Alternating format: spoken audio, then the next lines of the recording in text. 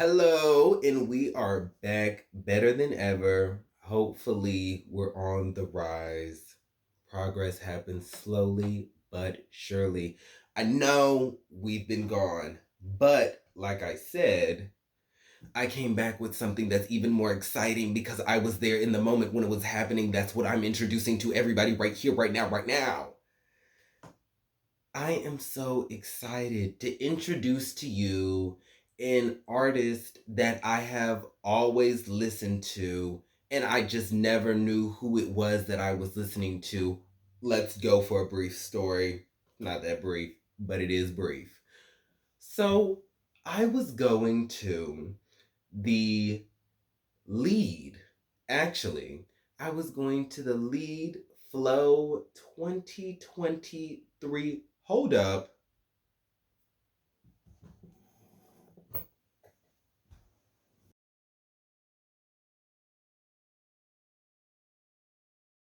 Like I was saying, the Flow 2023 North American leg of their tour.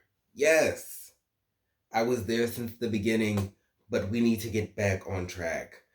I'm sitting around, hanging around, waiting in line with my girls, and I'm looking at the name as far as the opening act. And I said, that name seems familiar, but I cannot figure out why for the life of me. So I guess we're just going to be on for a ride. Mind you, this is my first ever concert.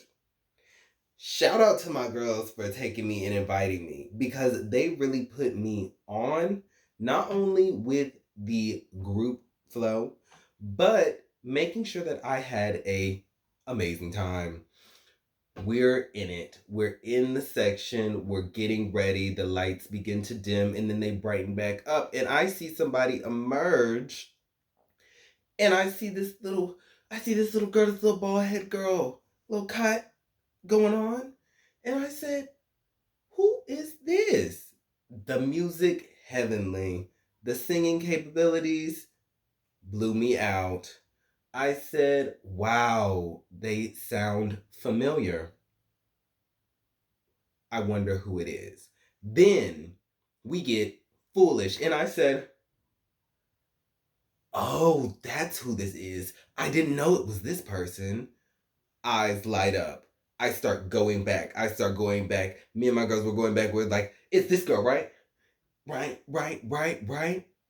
Because when I initially listened to her music, she had long hair, very similar to a scissor control moment. And so when I saw this same girl up on stage performing her heart out, really engaging with the crowd, her crowd work, phenomenal. Come on now. I said, that's her. That's who it could be. Insert an image that I just so happened to get with her and my girls, all thanks to them. Boom! Right, right. With no further introduction, I am here to talk about Even Paradise Reigns by Samaria. Uh, it was beautiful. Not only will it take us through an experience of reflection and figuring out where we're going from here, it's also up for you to decide. And it will touch on a future topic that I plan on getting into on what makes an EP, an album, and whose opinion do we value when it comes to differentiating the two. All right, now let's get into late night music theory with your host, me.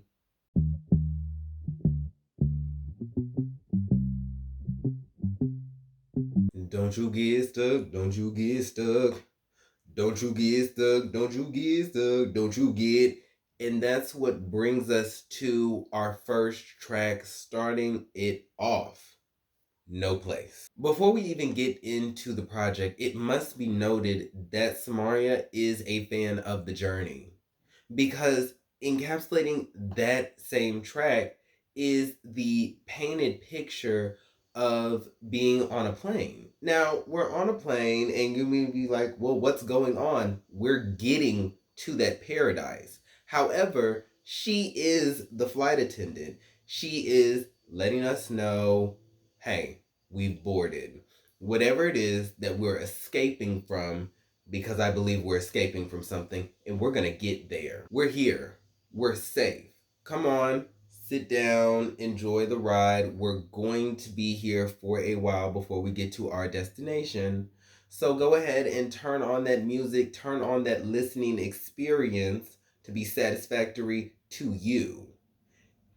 There's another thing that's going on with that one. Now, she delivers the lines of saying, you may now activate your feelings and maximize the volume of your preferred listening device. Okay?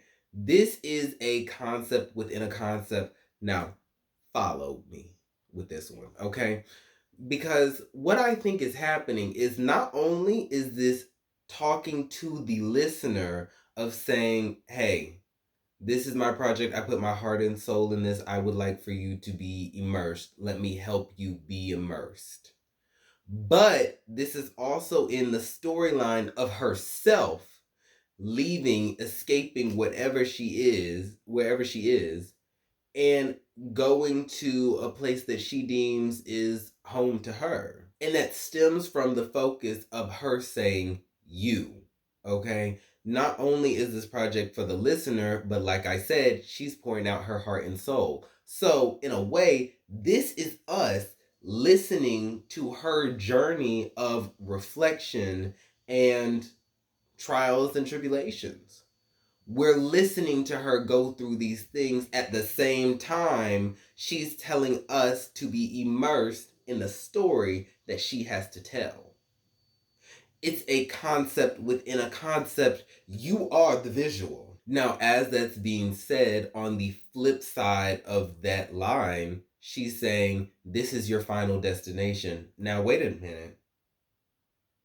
If I'm going to my paradise, of course, I would love for that to be my final destination. What would it be? You know, I've said for the most times, right, that if you could imagine Avatar, Last Airbender, when Aang and friends went into that library, it's like that spiral library, I think it was, in the middle of a desert, and it was isolated from the rest of the world. I saw that as a kid, and I said, yes, sign me up.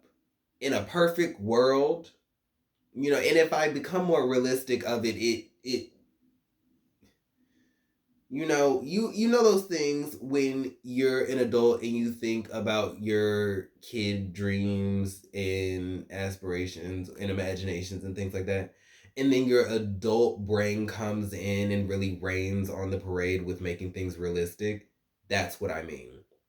In my kid perfect world, I would live in that library. I'd be isolated from the world. I don't want to talk to anybody. Nobody talks to me. I get maybe one or two phone calls a month. Okay. I make one or two phone calls, check up on somebody, let them know, hey, I'm alive, I'm thriving, I'm here. And then I say, all right, everybody get off my phone. And then I get right back into the endless, vast collection of books. Oh, it would be a hoot. And that goes exactly to the guardian of that building, I believe was an owl. It would be a hoot and a hanny. I digress. They're saying this is our final destination. And by saying that line, we get a glitch in the production. We go from the regular voice of her to it then turning into a distorted voice, almost as if an evil entity is now in the space talking to us, coercing us, and letting us know from this point on, we cannot go anywhere. This paradise that we think is for us, it's not really. It's just a death trap that's made to look pretty. And as we get to the end of the track at the 41-second mark, because like I said, this is the intro, It's made to set the scene, get up out. Our last line is, and remember, nobody wants you here. I think this is an omen to talking about how hard she's going to be on herself, as well as letting us know the type of journey that we're about to get.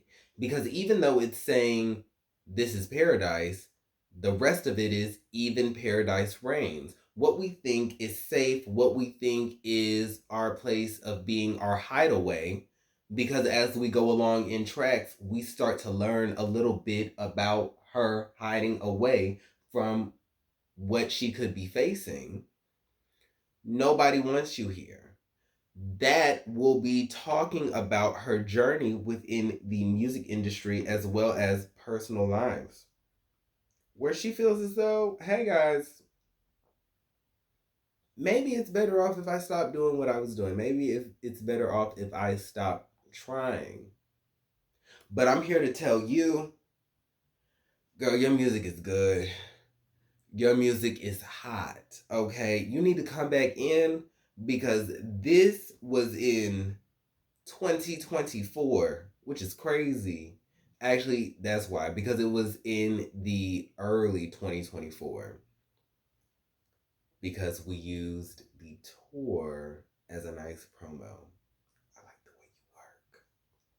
No diggity. And with that, we haven't gotten anything else since. Don't even know where my girl is. She could be out surfing somewhere, being with the water, being with the tide. She could be water bending. I have no idea. But please come back.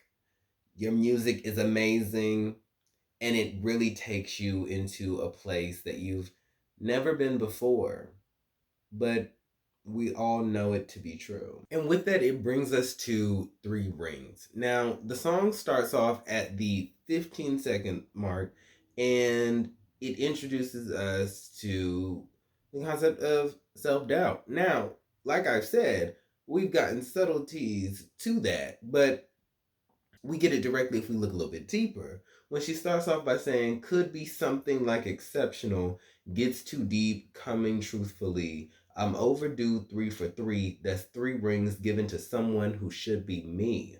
And on the flip side, I still say blue and you see green. You say I'm too quick to die on hills, and I agree. Now we're going to start off with the first line where we go into moments of questioning her own potential.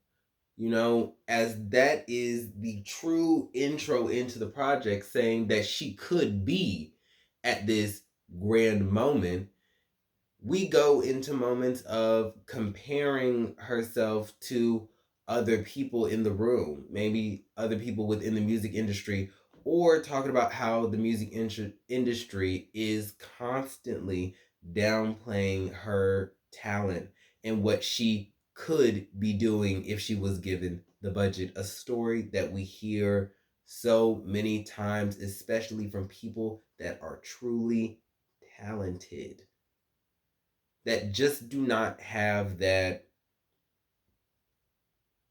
budget. It all comes down to money. It's such a shame. It's such a shame because that's what's halting us from really hearing. But that's what the world has come to. If you don't have the numbers, then we can't do anything for you. And that is a shame, like I was saying. But it goes back into no place. And I was saying that we are witnessing, like I said, the concept within the concept, her escaping from what happened previously to no place. Whatever it is that we were faced with, she decided to bring us on the journey of the after, the post, of whatever it is that was before and the during, letting us know this is her process into either moving on, falling into herself, or maybe it is we're going to figure out ways to thrive. all of that and in between happens within this project, but we have to be willing to stay on this journey so we can figure out where we're going. It's kind of like, and I was saying this in previous videos, where we are in the back seat. As the listener, that's what we are. We are the back seat. We're not the back seat drivers because it's already been conceptualized, it's already been out, unless it's a bit open to interpretation. And that could be what's happening throughout this whole process. You let me know what you thought. But that line is added to the pre existing list of things that we're escaping, that we're running away from. And because we're following from the intro of saying nobody wants you here to then saying that I could be something great, I feel as though this is us setting up the spiraling mindset, and we're just going to have to follow the spiral to see how deep into whatever pit this is of wallowing that we're going to be in. Now, could this be the brief processing before we get into the reflection of what's actually happened? I think so. Because if we take into account the concept from no place, we're currently on a plane. We're getting to the destination that is paradise. We're not there yet. It's just us, our music, and whatever's going on in our mind. What I think is happening is because this escape happened right after that conundrum, we're processing it all. This is us immediately processing it and having that luxury of doing so because we have nowhere else to go. We're stuck in this plane. We're stuck for however amount of hours it takes to get us to some form of freedom. We're just here going through everything that just happened, and we're getting into the questionings of, do I have what it takes to keep going? Am I even worthy of my own potential?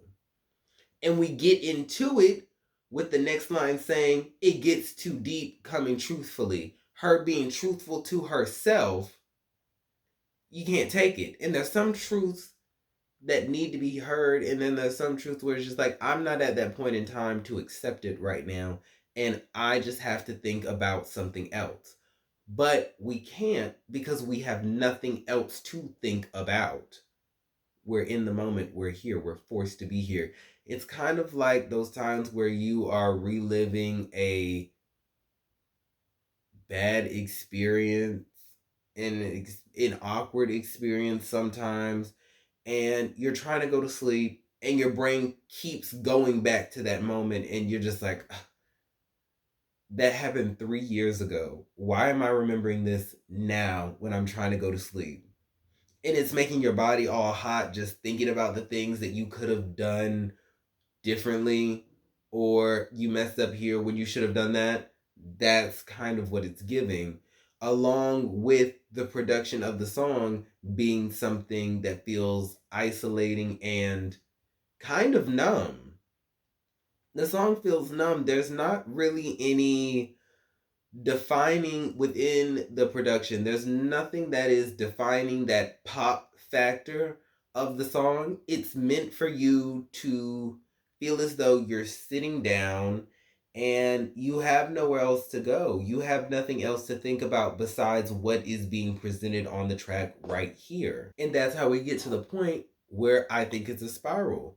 Because along with those things going on, when she is delivering this verse along with the chorus that we're about to get into, everything feels like an echo, almost saying that this is so isolating and it's just me trapped in my mind, so much so that what I'm even thinking about is reverberating within my mind because there is nothing else to think about. It's just this. So it's going to keep pestering me. It's going to keep coming back in different ways and being like, oh, let me think about something else. Nope, it's right here. Oh, let me look at my phone. Oh, I'm thinking about that instance. It's coming back. It's just bouncing off of empty walls, coming back to her. She cannot escape anything like a tennis match. Now, when we get into the lines of saying I'm overdue 3 for 3, that's 3 rings given to someone who should be me. I did some digging because I was sitting up here saying, now what could this be alluding to? What could this be addressing? And it got into speculations of saying that 3 rings is a phrase that can be associated to the 3 top record labels: Sony, Warner, and Universal. Those are the 3. And that could be her saying that no matter the drive, the talent that I think I have, the potential that I'm showing, because let's get into her music, her catalog. It is quite diverse. It is within, if I had to give it a lane, it would be alt R&B. But it is so much more than that. But I'm guessing because it's maybe a subgenre, or it's not really, you look at her and you say, oh, well, then how are we going to do this, or things like that, or what. I don't know, because the talent is what exactly. It's there. The talent is there. And so maybe it could be when it came to the marketing proposals within them, everybody looked the other way, like I was saying, downplaying what it is that she can give, downplaying what she brings to the table. And they give it to somebody else who she can clearly see does not have the same drive, does not have the same talent. But maybe they have a little bit more backing when it comes to popularity or budget to work with or skin complexion. That could also be the thing. I don't know. Marketability it's very diverse, it's also very racist, and it's also very sexist. But here we are. And after the matter of feeling unnoticed, we get into the song itself, conveying the concept of her coming right after everybody is anticipating her to show up. She comes in right after everybody's like, oh my goodness, the interest is at its peak. She's not here. All right, everybody leaves, everybody disperses. Hey guys, I'm here. Nobody's here. She shows up right as her interest is faded on. And that takes us into the chorus where she's saying, I'll sit with it, I'm so afraid. How typical to show up late. And it's my fault I waited.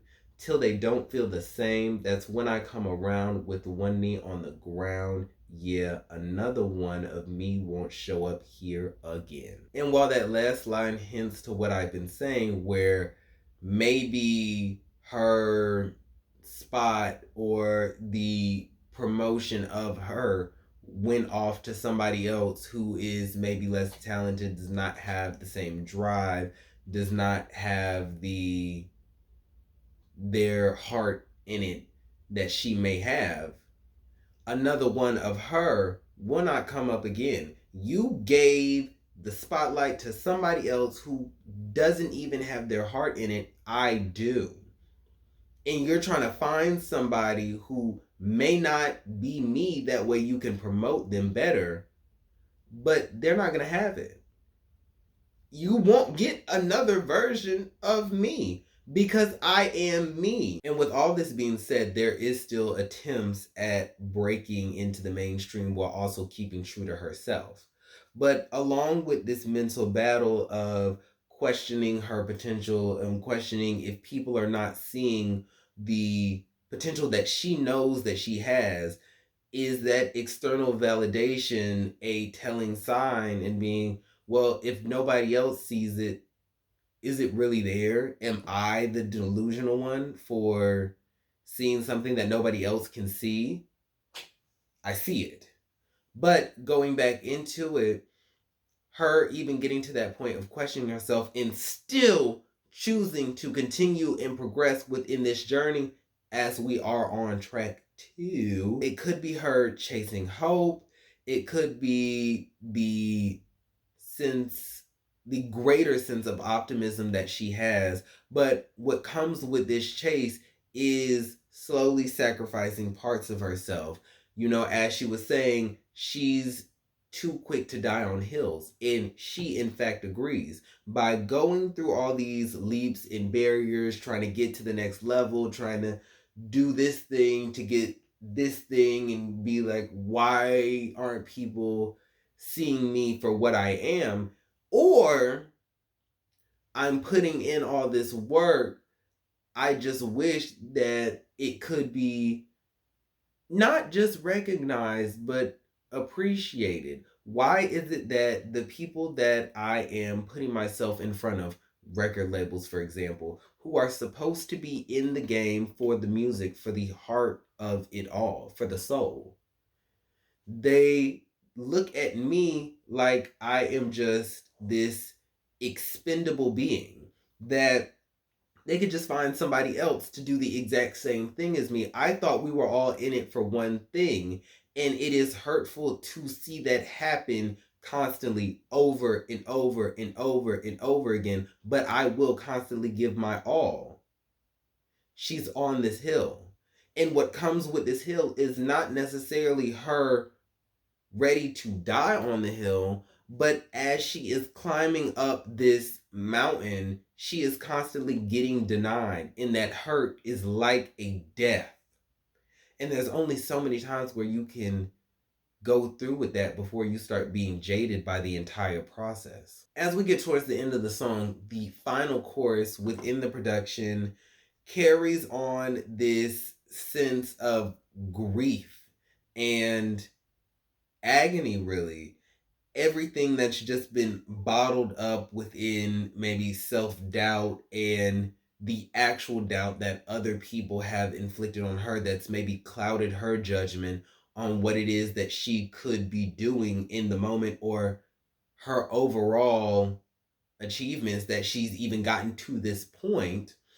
It carries that sense, and it just releases everything. And as we end the near of the track with the final chorus, we start to feel more of that agony and grief that she's been bottling up, whether that be the self-doubt, her being too critical of herself, or just being critical in of itself during the whole time of processing what's been going on, as well as the doubt inflicted by others, where they've gone to her and just brushed her off as just somebody else, a number, just a person, and not even looking at her like a person, but looking at her less than, saying that, yeah, this is good, but we can give all this to somebody else. There's somebody else who we can give this budget to that is much more marketable,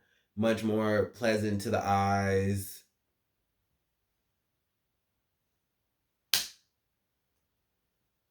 We're hearing that perseverance. We're in fact hearing that resilience that she still has within herself to keep going.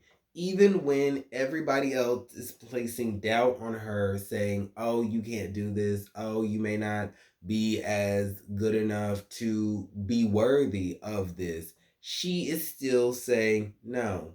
As long as I'm putting my heart and soul in this, it's going to take me somewhere. However, that is also coming with the price of losing pieces of herself that we are able to hear within that exact belt, because everything is being released in that moment. She's giving her all towards the end of that song, really pushing the point forward. And with that power in declaration, it kind of feels like the final sprint, if you will. You've been going on this journey. It's been long, it's been tumultuous, but you're right there. And you give your all, like we're saying in the belting of the production. She's giving her all to get to this point. And as the song concludes, that same burst of energy is slowly dying out, which I feel is painting that picture of the sacrifice, of the death that comes with it, that cost.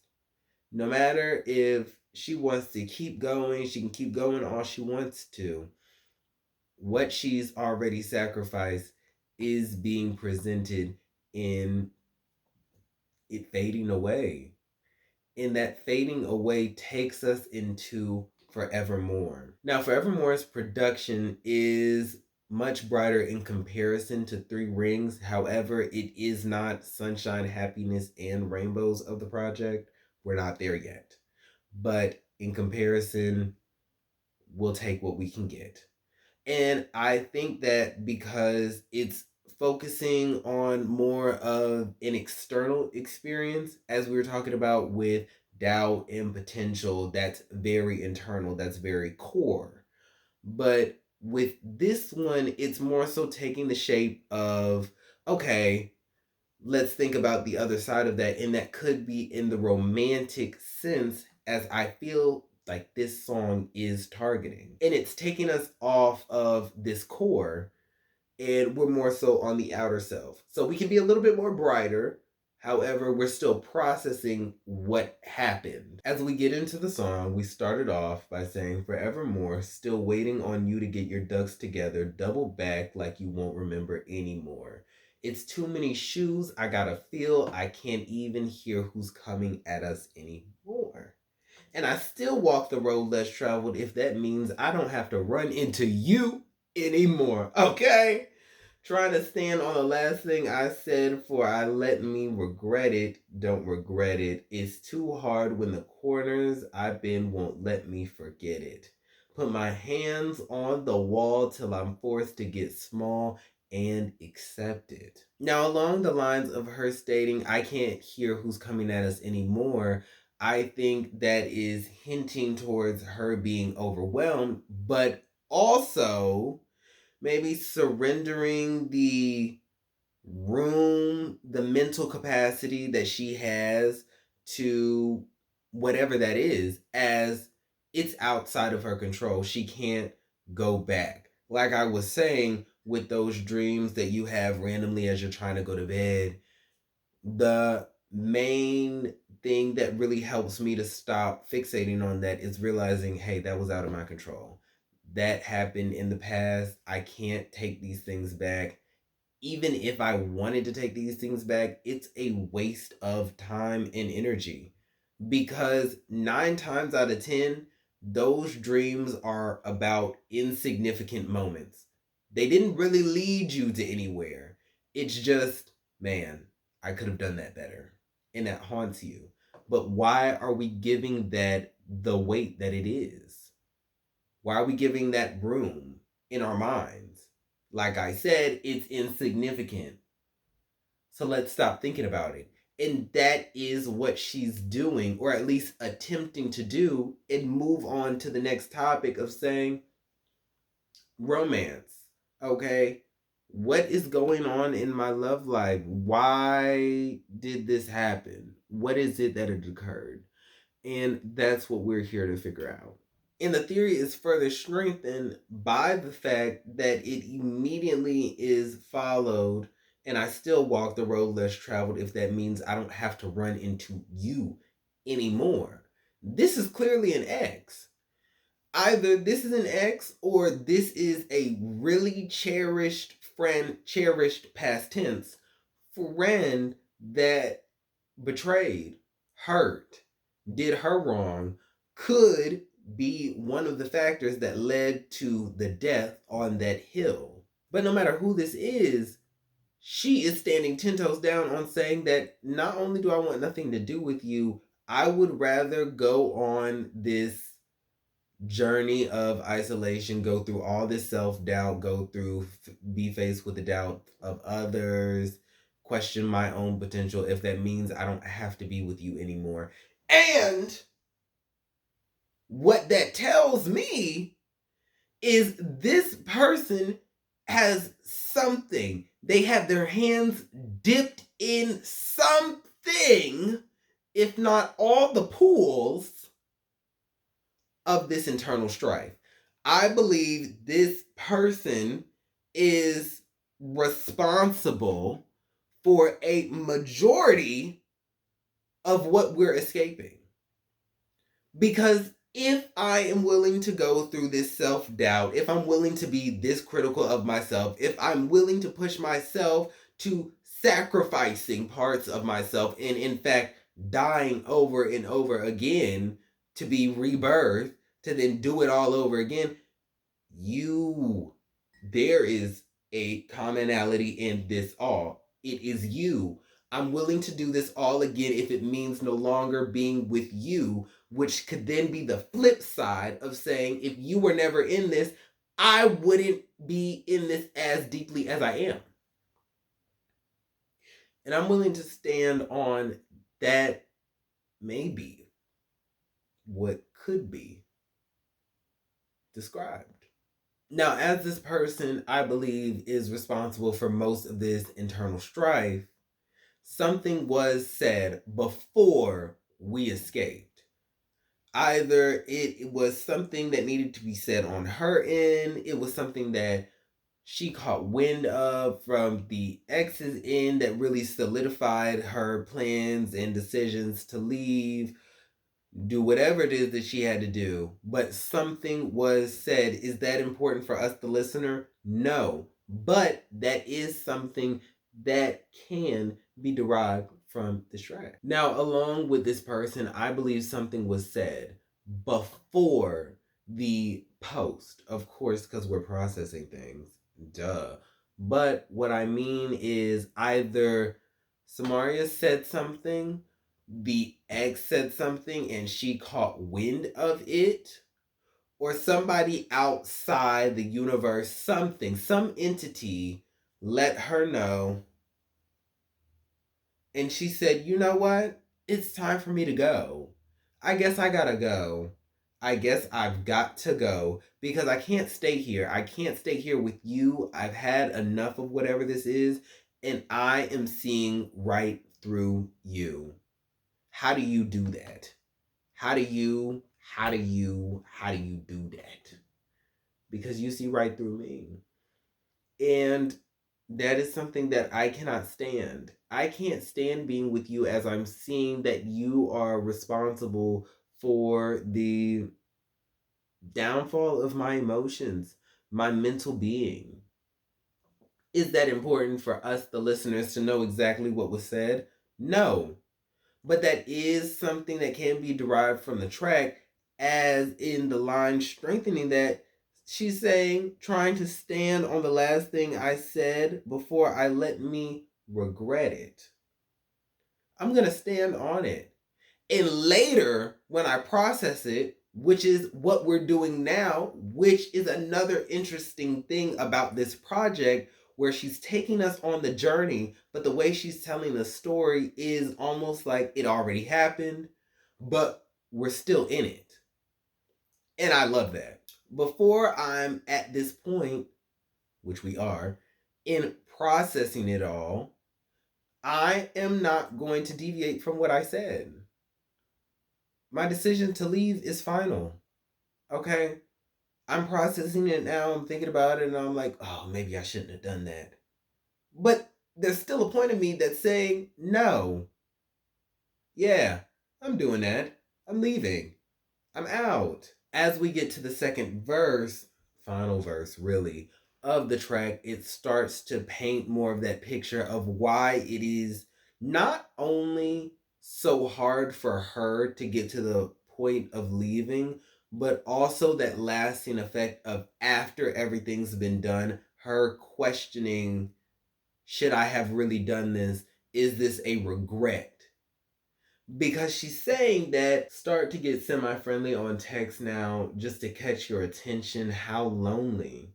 Get to noticing every change in your demeanor, thinking there's just no way that you could really mean it. You used to come inside and leave it deep inside. I don't want to stop here. For all we know, you're one up. How it is that you can decide where even should stop before I say too much. This is the regret creeping in. This is the questioning on whether or not she is truly final in her decision, or maybe she should give it a chance. Was she being too harsh on the person? Fuck no. But in the moment, this is what she's thinking. Okay, maybe this person wasn't that bad. Maybe I was doing too much. The ex is not beneficial for her. We've talked about this multiple times. The ex is not beneficial. They are just trying to weasel themselves in. They are not good for you. You're seeing them for who they are. You saw straight through them. And now you're thinking, okay, maybe let's go back. But when backtracking just a little bit and giving just a little bit of room, you start to reconfirm what you already thought by saying, as we're warming up, I'm starting to notice what I already noticed. And I should actually stop myself before I give too much and I start to regress fully back into what it is that I was originally escaping on. Something that I initially said, I am willing to stand 10 toes down on this. But even with all this standing 10 toes down, which I respect and commend, we still have that back and forth, not just with the action itself of regret, but also within the chorus, as the verses are saying, no, I'm standing on this, I would rather do this, I don't need to be around you. Then we have the chorus of saying, could you get here now, here now, here now? Do you still feel me here now, here now? I still want your touch, I still miss it. The small amounts of affection that I got, the highlights were in fact high. But as the bulk of the song is the verse, we are still coming out of it, escaping, if you will, out of that honeymoon phase and saying, no, no, I just want the thought of you back. But the actual you, I can't stand. It's not good for me. And that takes us into a further descent of escape, if you will, where we're getting into Serial Recluse. With this track, I believe is the heart of the project, and if I remember correctly, was the lead single. Now, if we go back in time to when everything first was rolled out, as the listener, me, I loved it. But I can see why other people didn't, I guess, as the lead single, since it is so vulnerable and personal and raw to every aspect of herself, accessing all areas. Okay? Do you trust her love? Love of. Say you trust my love. While I feel as though this is the most vulnerable and personal we'll get on this project, the production shifts and feels almost like you're running through some woodland area, but it's high fantasy. You get what I'm saying? You're running through a mystical forest. Either something is chasing you or you are running to hide. Either way, we're trying to avoid something we don't know what it is, but we're going until we can't go anymore. Now we start the track with some intros, ooh, whoa, whoa, whoa, whoas, but actual words. We start off by saying, tired, down bad, sick of the voices in my head, gets violent in silence, a curse I wouldn't give to my worst friend. The constant comparison makes me wish I never got in at all, found waves to soften the fall, rely on a boat to escape from it all. What further enhances how vulnerable this is, within the production itself, it's empty. It's just this. And then it kind of feels as though a mic drop with how deafening and screeching, like the literal mic is hitting against something and you hear that screeching noise coming off almost as if we've just exposed ourselves like we're having stage fright and we drop the mic. But the light's still on us and everybody can see us freezing, tensing up, showing us how hard it is to get this off her chest in the public eye. But it still is a truth that needs to be shared. And as the verse explains for itself, that's a bad on my part. I do apologize. Serial recluse, we are already settled in our destination of paradise, where I believe forevermore is the plane landing in her initially acclimating to the different environment of some place that is desired. Serial recluse, she's already there. She's here, and we're just now getting over that hump of we're in paradise, we're in the safe space. But because we're in a safe space, we have the luxury of being still. And no matter how much we try and escape from everything, it's still internal to us. It doesn't just go away because we're in a different physical location, because we're in a different state of being. If we have not settled that, resolved that, no matter where we go, it's still going to be there. Cranes in the Sky said it best.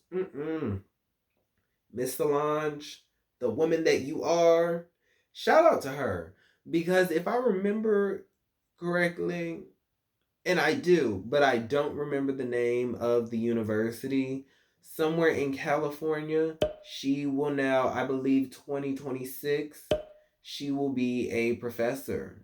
And to the students that are attending there, who have her and are genuinely in it for the music and the wisdom. Because when I tell you that the subject matter of what she does, and whenever you get into interviews and hearing her talk, she is one of the greats.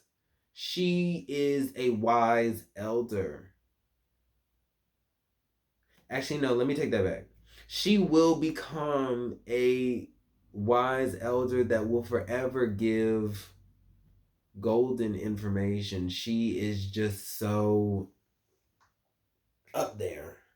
You know what I'm saying? And somebody can let me clarify, because some of y'all may hear me saying wise elder and think, oh my goodness, I'm calling her old. No. The spiritual realm, the realm of me, myself, and I, just in tune. Not only is she in tune with herself, but she is able to project her in tuneness to really enwrap everybody in that blanket of wisdom and wiseness and comfort of saying, okay, I don't have it all right now, but this is where life is taking me. Life is taking me on this nice little journey. There's going to be ups, there's going to be downs. I'm going to be real with myself. I'm going to talk about me popping, but I'm also going to talk about me being, you know, just here. Sometimes I just got to run away from things. And through that wisdom and guidance, she will be integral. And she is integral within the Black culture as far as music, and also outside of music, because that is an educated woman. And if you are not willing to acknowledge that, I'm looking at you sideways, because I already don't trust your musical taste. I don't even trust your taste in life, in education, if you look past the greatness of what that woman has created. So many of your faves, and I'll leave that one right there. But in general, there is no escape. No matter how hard it is that she tries to leave by taking this flight to another location, to then, while in that location, setting off to sea, she's escaping within escaping. But it's still there. And that's what brings us to the pre-chorus of her saying, and I still get stuck here. Deep in my mind, it gets rough here. not safe. I can't open up here. Of all of the places to run, run. Even running to this paradise, she is still confined to the internal strife that is everything that's been happening. Like I said, no matter what you do to avoid this or you're escaping this, as long as those thoughts are still unresolved, and her being the overthinker that she is, because I believe she is an overthinker based off of not only this project, but the past songs, like I said, Foolish. She's an overthinker. She's going to be critical. She's going to be reflective. And no amount of whatever it is that she's currently doing, if it's not unresolved, you're just out of luck. The production continues to build on that and add to it with it feeling like she's lost at sea. To be lost in an activity that used to bring you joy or something that can constantly be depended on as a way of freeing your mind to then turn into something so negative, to feel as if the very thing that is your hobby you feel lost in, it then becomes an enemy to you. It's like, well, where else can I go? There is actually no place, no sense of feeling like I'm home. To never find a place where you can fully recover from or just find safety, going back into the feeling of the production itself, where I was saying it feels as though you're being chased or you're running to hide away from something, knowing that no matter where you hide to, or no matter how far you're willing to run or you have to run, you cannot stay there. This is not a guaranteed sense of safety. You have to keep going, because if you don't, you'll eventually get swallowed by the very fear that put you in this situation to begin with. As we get to verse 2, she gets more raw with the delivery, almost like a knife stabbing herself. As we go into dip out at the slightest inconvenience, can't win with opinions, I don't need it. Yeah, yeah. I get high and touch the ceiling, paddle out just for the feeling, where nobody knows me at all. There's no one competing to make me feel small. Now, this really goes into the idea that I had where things are feeling overwhelming. We're getting into what is making these things overwhelming. We have the potential that she's still hung up on. We have how she's almost there. You see what I'm saying? Like, she's almost there. But every time she gets so close, it gets snatched away from her. Either with her coming in right after everybody's already left, or it could just be the timing in her personal life where she's just at the cusp, and every time it just gets snatched away from her to the point where she feels as though to re-get that momentum is losing parts of herself, sacrificing. But what also comes with sacrificing is feeling small, being constantly compared to other people who are projected as bigger than her, and we haven't even gotten to the talented side yet, but just being constantly compared to people bigger than her, or saying you should be doing this, you should be doing that, you should be doing this, when maybe she is doing those exact things, but it's being paid dust. Nobody is seeing what she's doing, but then want to turn around and say you should do the very thing that you've been doing. I've just never cared enough to really pay attention to you like that. That's core. And this all goes towards the avoidance nature that she has from the top of the verse in stating, at the slightest inconvenience, I dip. Maybe that could be her protecting herself, but at the end of the day, it's not protecting anybody as it ends up taking shape in this exact scenario where no matter how much you run, you cannot escape. She cannot get out.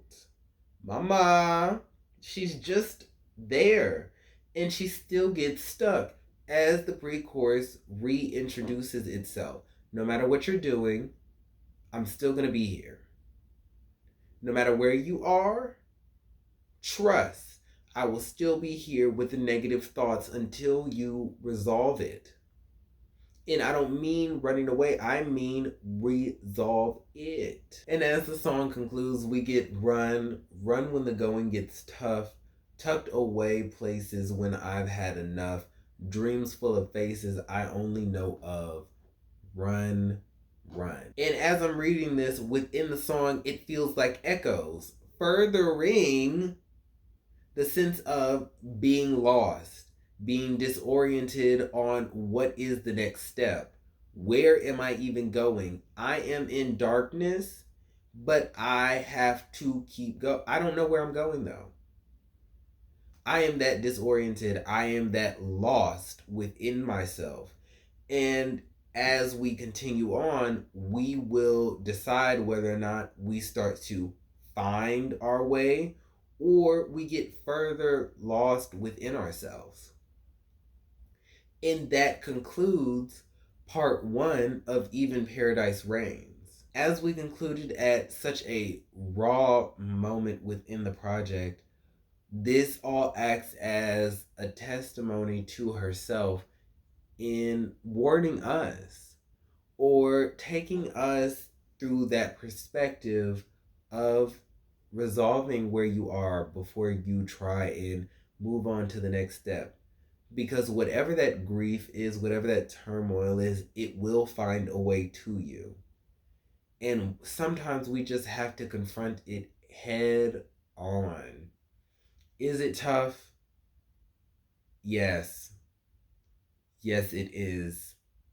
Does it come with hurt? Yes, it does, which is why it is so tough. But sometimes we have to do it. Sometimes we just have to do it. All right, then. Well, we'll see y'all later. Me and Samaria, we're going to have a little chat. We're going to figure out what's going on. We're going to get to the bottom of this in the next part. But anyways, that has been Late Night Music Theory with your host. So excited to see y'all again. Hope y'all are excited to see me again. Right. Anyways, bye.